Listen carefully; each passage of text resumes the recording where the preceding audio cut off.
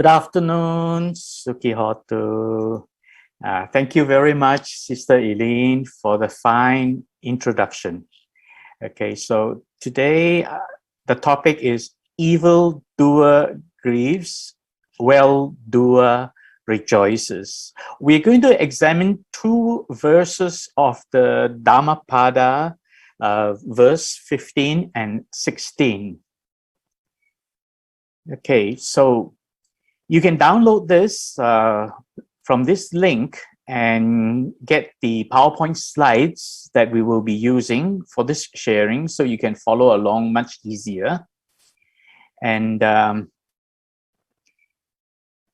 verse 15, the Buddha uttered based on talking about the evil doer. So he said, the evil doer grieves here and hereafter. He grieves in both the worlds. He laments and is afflicted, recollecting his impure deeds. And 16, basically, the doer of good rejoices here and hereafter. He rejoices in both the worlds. He rejoices and exults, recollecting his own pure deeds. Exults basically means feeling very happy, but not in a sensual way, in a very metaphor way, full of metta. So you could say it's like mudita. It's the feeling of mudita, a happiness not centered around sensual pleasures. So the person who does good feels good about himself and about everything around him. So this is really the two verses that we're going to examine. And I'm going to use a lot of commentary from Venerable Veragoda Sarada, who has been very resourceful in explaining commentary of the Dhammapada. So the first verse, verse 15, is about Chunda, the butcher. Now the story goes that Chunda had been a pork butcher. That means he's been slaughtering pig and then cutting into pieces for sale. Okay, and he's been doing it for a long time. And he did it with cold-hearted diligence. Very good butcher, but very cold-hearted. And not only was he cold-hearted, he treated his pigs with cruelty and wickedness as he slaughtered them. So there was no feeling of compassion or sympathy or anything like that. So he was cruel to the pigs. Not only was he cruel and cold-hearted, he never bothered to do any good deeds, never do any charity. So he never helped anybody and never did anything for charity or for the monks, for anything. And one day he became mentally sick. He was struck down with mental illness. And then with that, he started to behave very strangely. He was crawling on the floor on his hands and knees, and then grunting, squealing, screaming out, making all sorts of strange noises. And then his family decided to lock up all the doors and windows and keep him indoor to prevent his strange behavior being noticed by neighbors and people passing by. So when people passing by, they heard the noise, but they didn't know what was going on. And despite being locked up, Chunda continued to behave very strangely, continuously for 6 days and 6 nights. Then some monks who were on their way for alms round, they passed by the house of Chunda, and they heard all these strange grunting and squealing sounds coming from the house. So they knew Chunda lived there. So they thought, oh, maybe he was slaughtering some pigs. These were the sound of the pigs screaming. So they thought that this was just a normal thing happening, but the doors and windows were closed. So when the monks went back to the monastery, they reported the matter to the Buddha.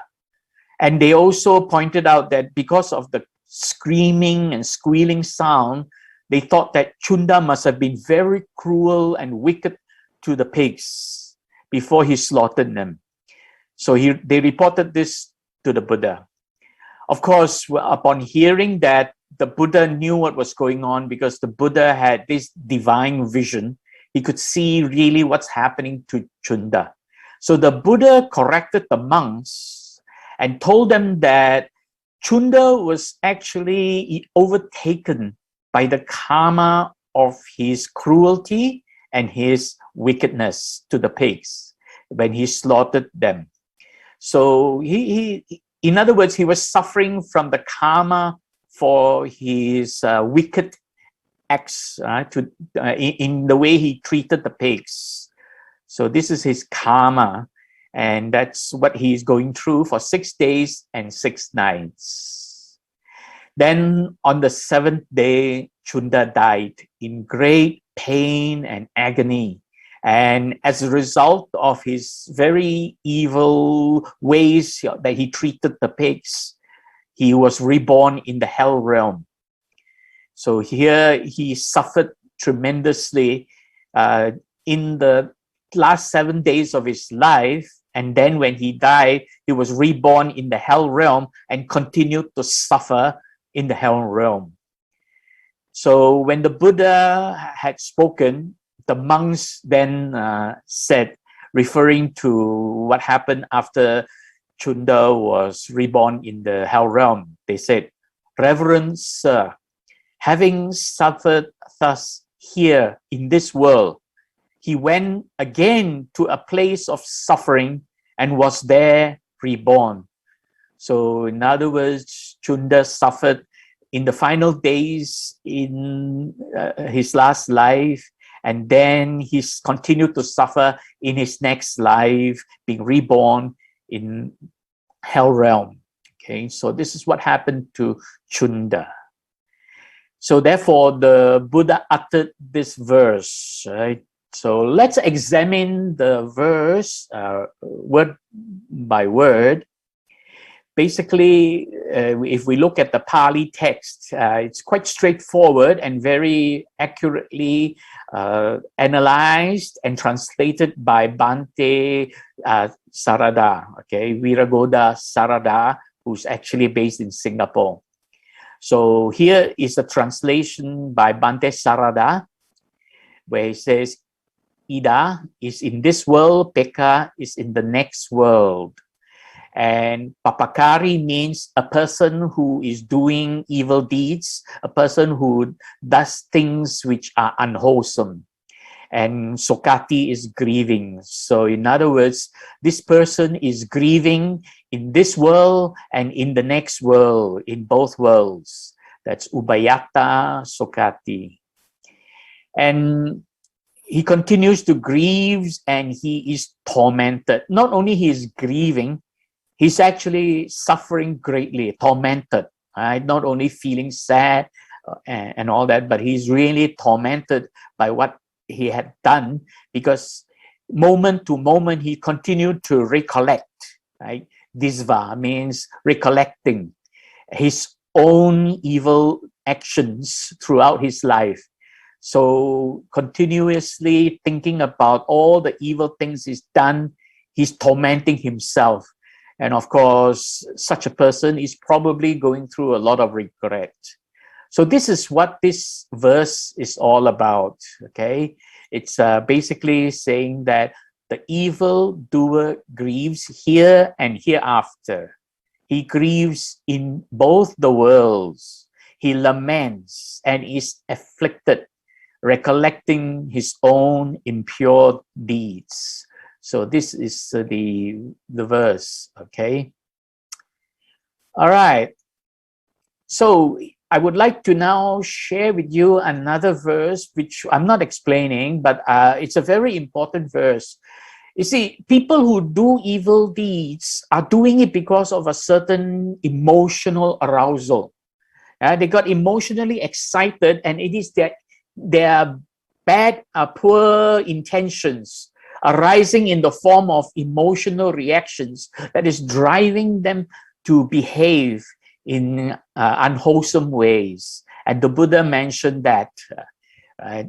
So whatever harm one enemy may do to another, or one hater to another. One's ill-directed emotions inflict upon oneself a greater harm.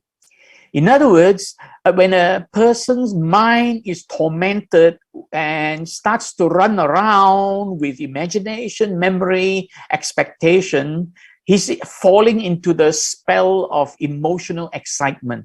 And his very bad intentions are arising in the form of emotional drive to drive him to behave in very unwholesome way. And in that situation, by so doing, he's actually suffering more than people who don't like him, you see. That's why the Buddha said that whatever harm an enemy or a hater may do to us, it is our own ill-directed emotions that can inflict upon ourselves a greater harm. So we have to be very careful to be mindful about how our emotions are arising, because these emotionals are like blind anger and hatred, lust and greed and self-centeredness and selfishness. All these are driving us to behave in an unwholesome way.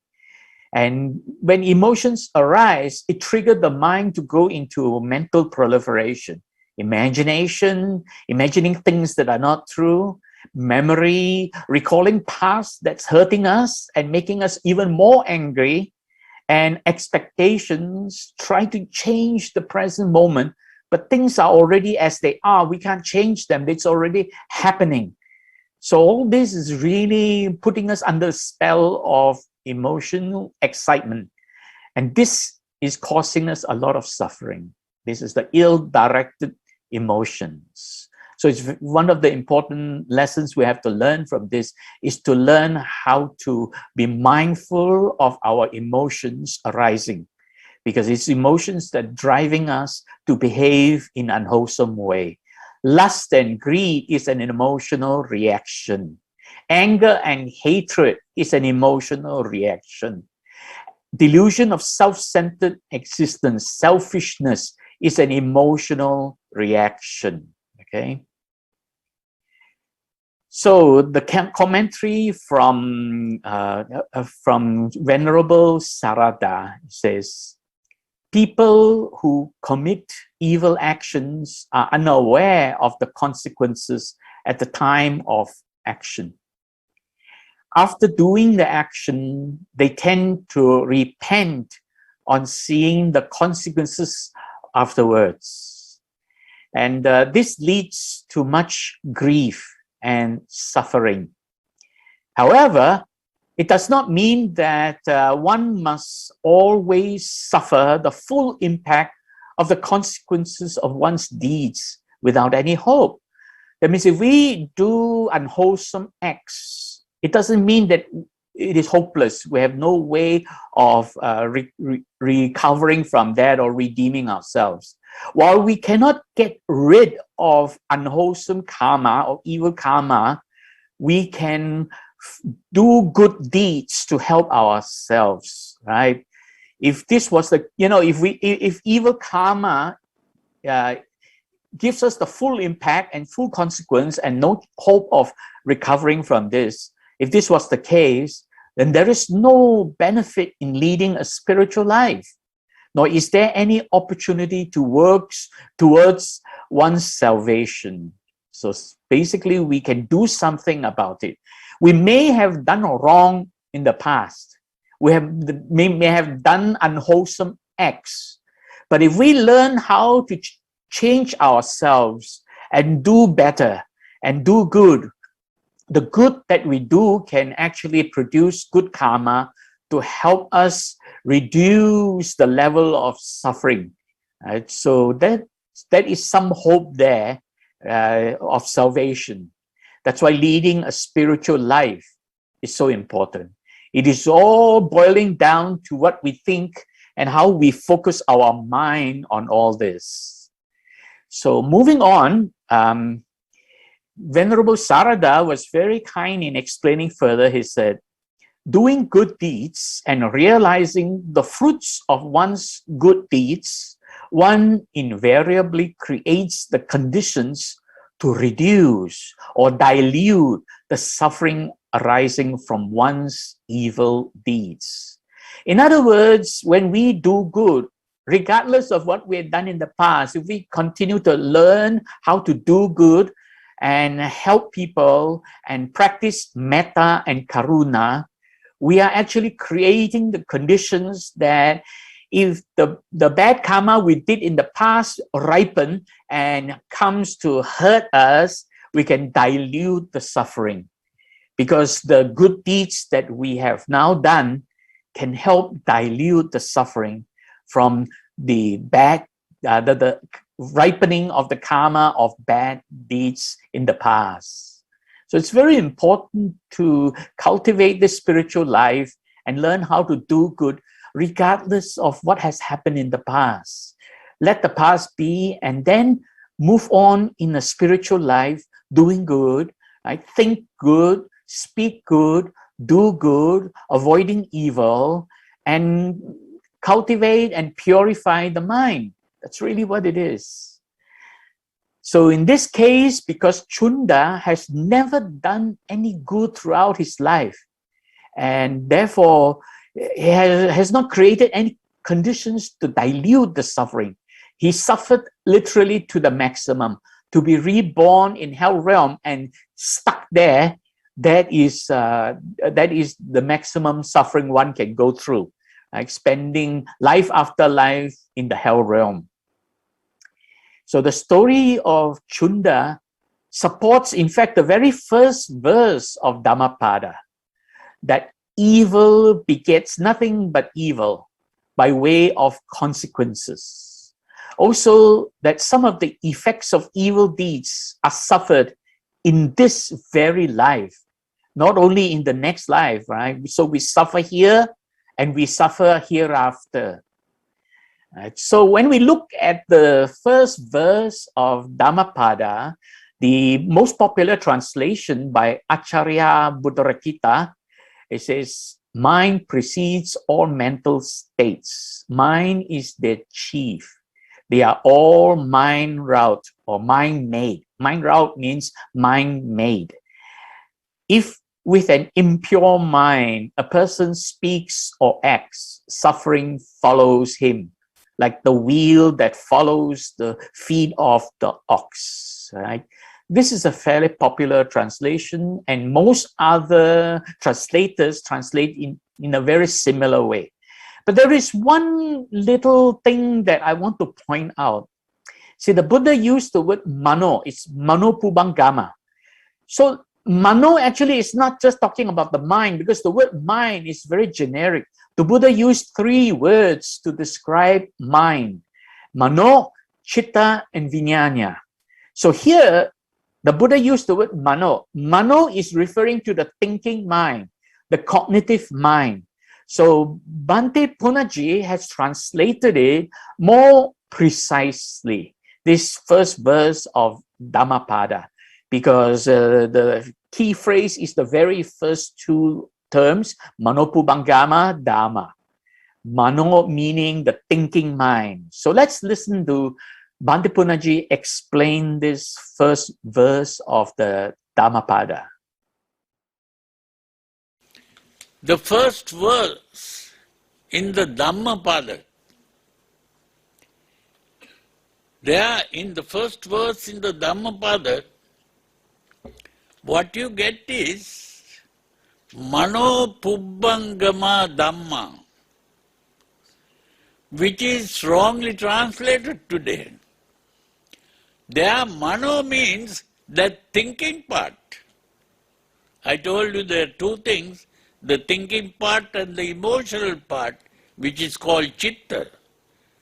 Mano Pubbangama means the thinking part comes first, before the emotional part.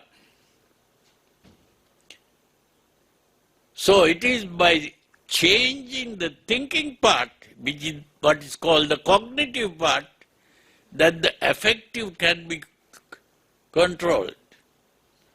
So it is the thinking part that is able to control. And that is the real secret discovered in the modern world by the cognitive psychologists. They are using that in what is called cognitive psychotherapy. They are using that principle, but still they are not able to fully control the emotions because they don't know about meditation.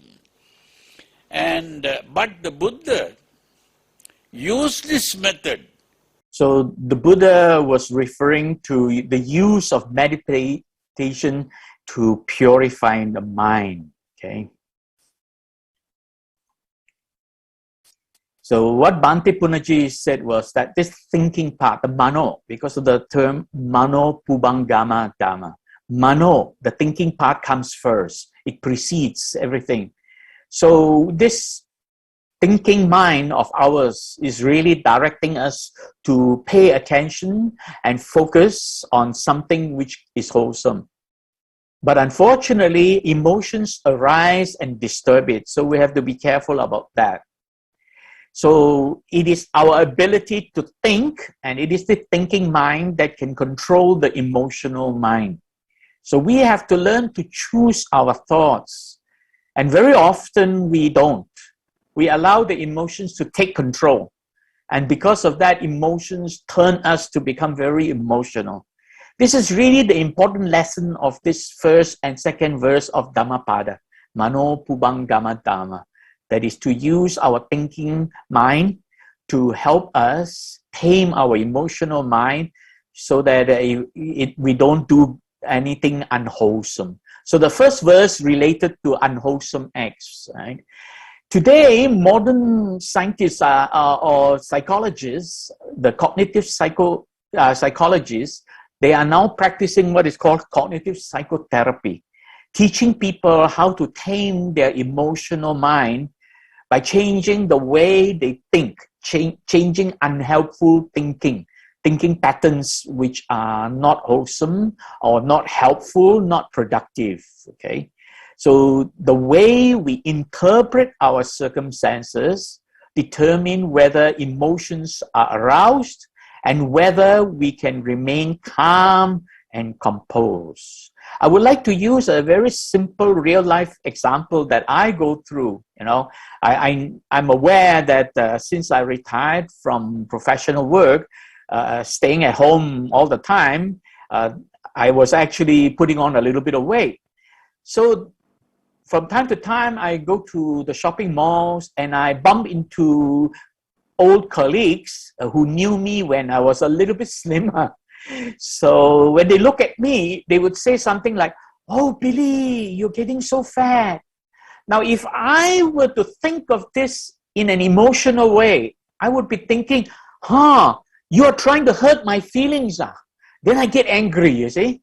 So this is how emotions can take control of us. But if I were to use my thinking mind, and when somebody says to me, "Oh, Billy, you're getting so fat," and I think about it, he was a good friend of mine, so we were good friends. Why would he want to hurt my feelings? He's not saying that to hurt my feelings. He's saying that because he noticed something and he wanted me to know about it. In fact, by saying that, maybe he is concerned for my health. He's thinking that, oh, I should watch my weight, I should watch my health, because as I'm aging, I also don't want to put on too much weight. So he was actually being very kind to me. So when somebody says to you, "Oh, you're getting fat," how should you respond? In my case, if I were to use my thinking mind, I would say to him, "Oh, thank you very much. You're so concerned for my good health." You see, you think about it clearly. Why would somebody say that to me? It's not because he wanted to hurt my feelings. It is my emotions that imagine that people are trying to hurt my feelings. So here, this is a real-life example that we have to learn to discern what is cognitive thoughts, the thinking part, and what is the emotional thoughts arising. The emotional thoughts arising tells me, "Oh, this person wants to hurt my feeling." But the cognitive thoughts tells me, "Oh, he was a good friend of mine. He's saying that because he's concerned for my good health."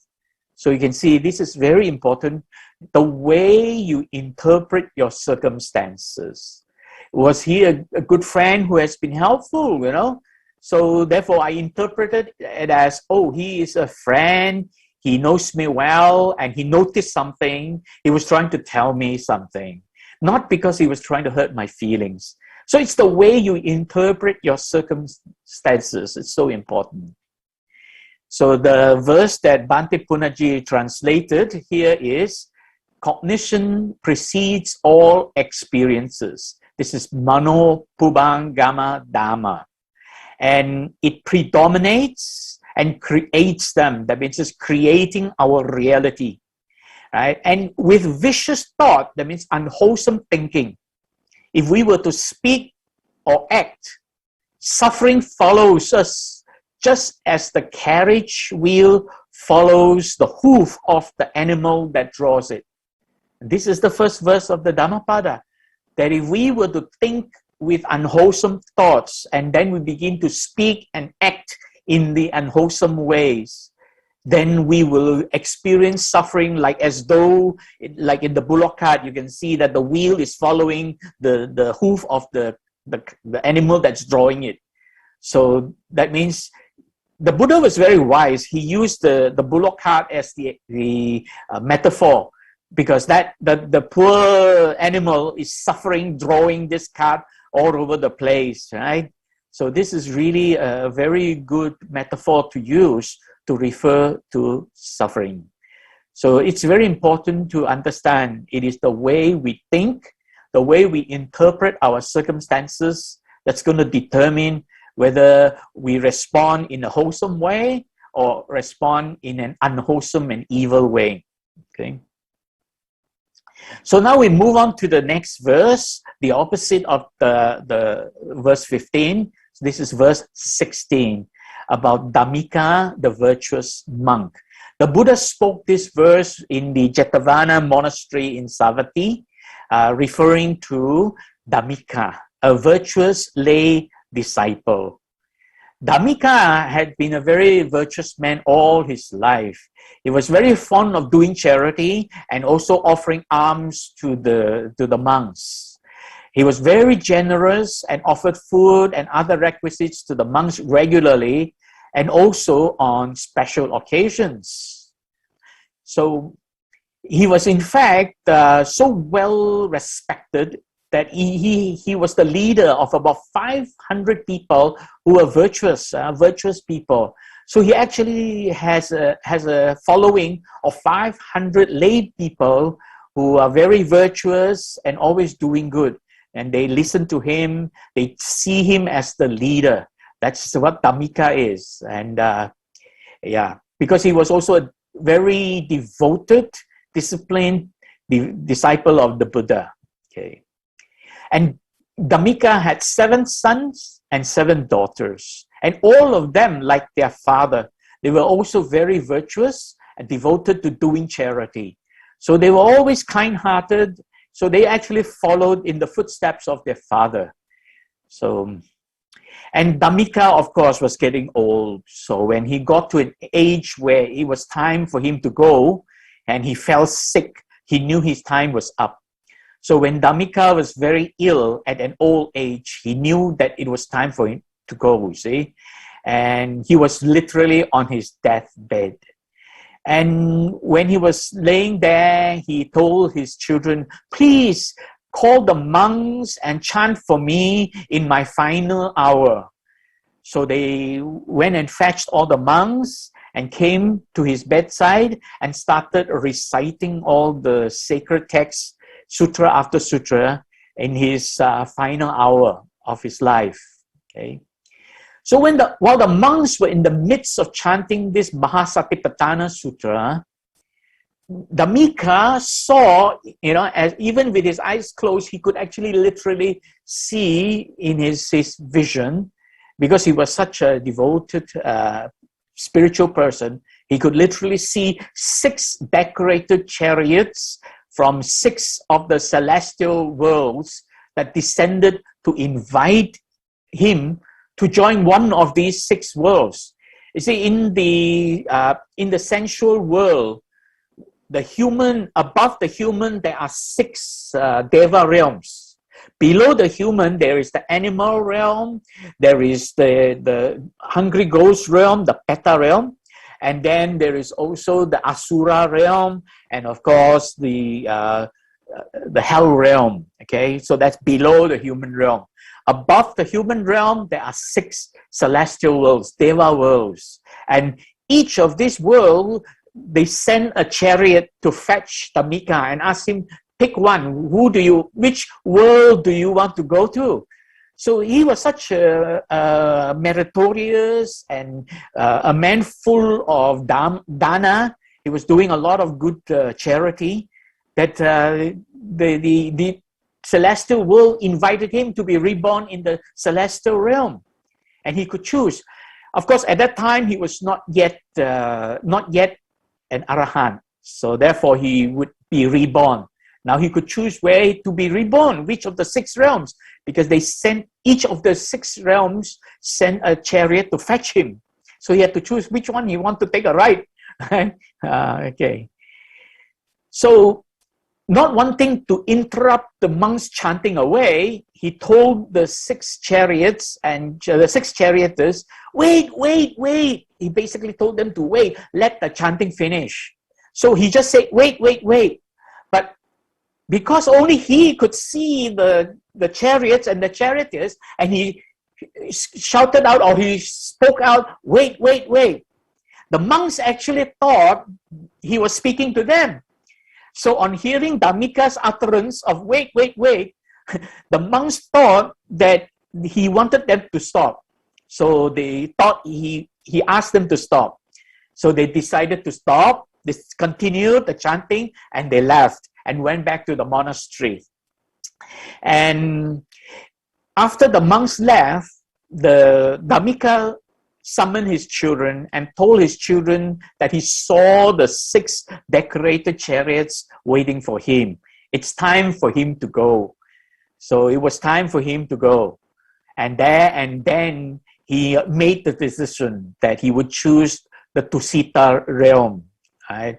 So then and there, he decided to choose the chariot from the Tusita realm, and he summoned his children and said to them, I am going to the world of the Tusita gods.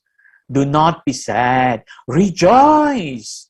If you desire to be reborn with me and join me in the Tusita realm, continue to do works of merits as I have done. So he was actually motivating and urging his children on to continue in the same thing and continue to do good, so that one day when it was time for them to go, they also get a chance to join the father in the Tusita realm. And then he passed away, and he was on his way to the Tusita realm to be reborn there. So you can see Dhammika, having been a good person, eventually was reborn in a happy realm. Then the virtuous man rejoices in this world as well as in the next. Because in the Tusita realm, it's a lot more peaceful than this human realm. Okay. Meanwhile, the monks who left, they returned back to the monastery and went to the Buddha and reported to the Buddha what had happened, that the Dhammika told them to wait. So they decided to stop and return to the monastery. And that's what they said to the Buddha. Okay. And then the Buddha explained what had happened. Upon hearing Dhammika's rejoicing, the monks proclaimed this. He says, before this, he lived in this world among his family and friends rejoicing. And just now, he went again to a place of rejoicing and was reborn there to rejoice and exult. Exult means it's a very high state of triumphant joy, not sensual joy, it's a triumphant joy, knowing that you have done good and produced good results. You feel very good. And this is equivalent to the feeling of mudita. Okay, so then the Buddha responded, they that are heedful be they laymen or monks, rejoice and exult equally in wherever they appear. So in other words, if you are a good person, you will rejoice. Whether you are in your present world, the human world, or when you're reborn in the next world, you will continue to rejoice. So that's why the Buddha spoke this word, this verse. The doer of good rejoices here and hereafter. He rejoices in both the worlds. He rejoices and exults, recollecting his own pure deeds. So we look at the translation again. So it's the same. In this world, in the next world, the one who is meritorious, kata punyo is referring to a meritorious person coming from the root word punya, that is merits. So one who is meritorious is kata punyo. He rejoices in this world and the next world. He rejoices in both worlds. And he is also thoroughly joyous and exultant, a triumphant joy, knowing that the good he does is really bringing a lot of good outcomes. So he feels good, okay? And he can recollect his own good deeds, right? So recollecting his own purity of actions. Karma visuddhi. Visuddhi means purity. Karma, as we know it, is action. So it's the purity of actions, karma visuddhi. So this is the explanation on this verse. And continuing with the commentary by Bhante Sarada, in this pair of verses, suffering and happiness in the next world are also expounded. It was mentioned. Okay, Buddhists do not believe that we only have this life, that this life on earth is the only life, and that human beings are the only kinds of beings. Because there are many different planes of existence, many different worlds, right? They are numerous. And beings are innumerable. You cannot count how many beings there are in all the worlds. So after death, one may be reborn as a human being, or in a subhuman state, below the human state. That means like an animal, or hungry ghost, peta, or asura, or in the hell realm. Right? Below the human realm, that is the lower realm. But one could also be reborn in the higher realm, or in a celestial plane, which is the higher realm, according to one's life actions, what you do throughout your life. But very important here from the commentary of Bhante Sarada, he also mentioned it's both your life actions, your karma, and the final thought moment. That means that final moment of your thoughts at the moment when you were leaving. See, Dhammika left with a happy mind. So in his final moment, he was very joyous, okay? And one who is so-called being, right, appearing in subsequent rebirth, that means when you're reborn, you're neither the same as you were before because something has changed. You are no longer the same being. Nor are you totally different or absolutely different, because it is really a continuum of the same stream of existence in samsara. So this is really a being that is reborn even in the higher realm. It's a continuum of that existence. So you're not the same, but you are not totally different, okay? So this is really that stream of existence or stream of consciousness that is carried from life after life. That is samsara, until we become enlightened and then become completely free and attain that highest bliss where we are no longer reborn. Then we have freed ourselves from samsara. Okay, until then we are reborn life after life. So what I like to do now is share with you the chanting by Bhante Indaratana. Ida sochati pencha sochati papakari ubayanta sochati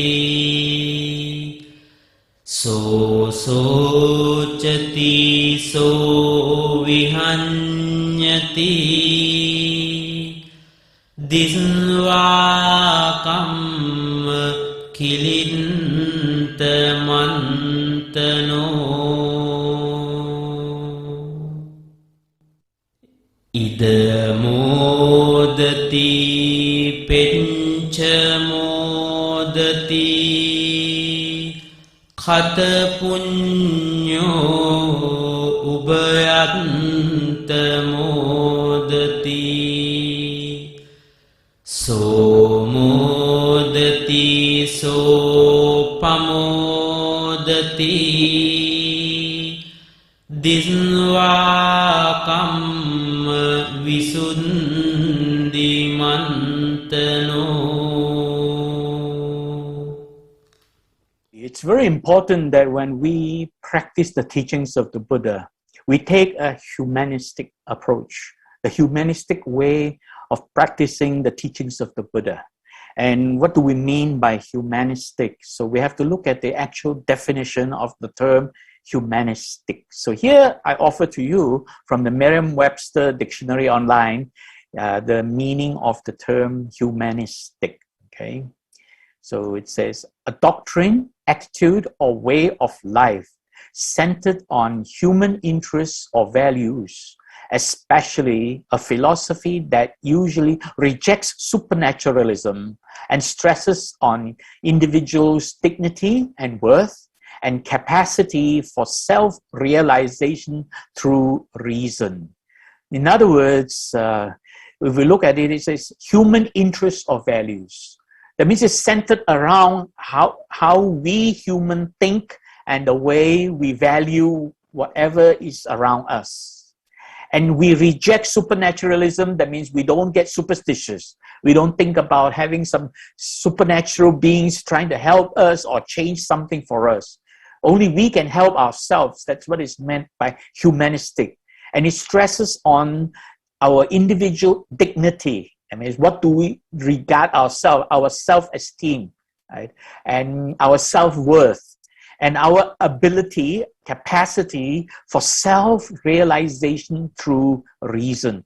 That means we are able to see what's going on, think about it, use our thinking mind, and reason out right from wrong, good from bad, and realize what it is that we should do. How should we think good? How should we speak good? How should we do good? How should we avoid evil? And how should we purify our mind? So this is really the humanistic approach, the humanistic way to practice the teachings of the Buddha. Only we can help ourselves. So we cannot depend on some supernatural beings to grant us wishes. We can't sit there and pray, hoping things to change. If we want things to change, we've got to do something about it. And some things, of course, we are sort of powerless to change. For example, the coronavirus pandemic right now. We're powerless to change what's going on around us, but what we have is the ability to help ourselves. We go for our vaccine, we mask up, and we abide by this social distancing and all the SOPs. Whenever we go out, we stay home or stay safe if we don't have any reason to be out there. So all these are really self-realization through reason. Only we can help ourselves. This is the things that we can do for ourselves. We can't stop the coronavirus pandemic, but we can help ourselves to reduce the risk of catching the illness or the disease. So there you have it. It is really the humanistic approach. And with that, I end my sharing. You can download the presentation slides that I have just used a moment ago.